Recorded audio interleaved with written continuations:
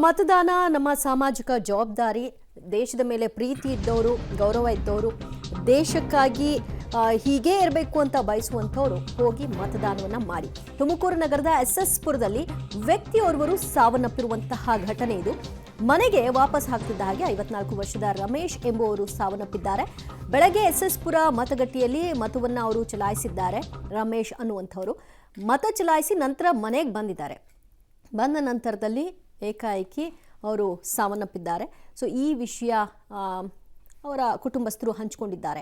ಮತ ಚಲಾವಣೆಯನ್ನು ಮಾಡಿ ಆ ನಂತರದಲ್ಲಿ ಸಾವನ್ನಪ್ಪಿರುವಂಥವರು ಕೆಲವರು ರಿಜಿಸ್ಟರ್ ಮಾಡ್ಕೊಂಡಿದ್ರು. ವಯಸ್ಸಾದವರು ಮನೆಗೆ ಅವ್ರಿಗೆ ಹೋಗಿ ಓಟ್ ಹಾಕಲಿಕ್ಕೆ ಅವಕಾಶ ಇತ್ತು.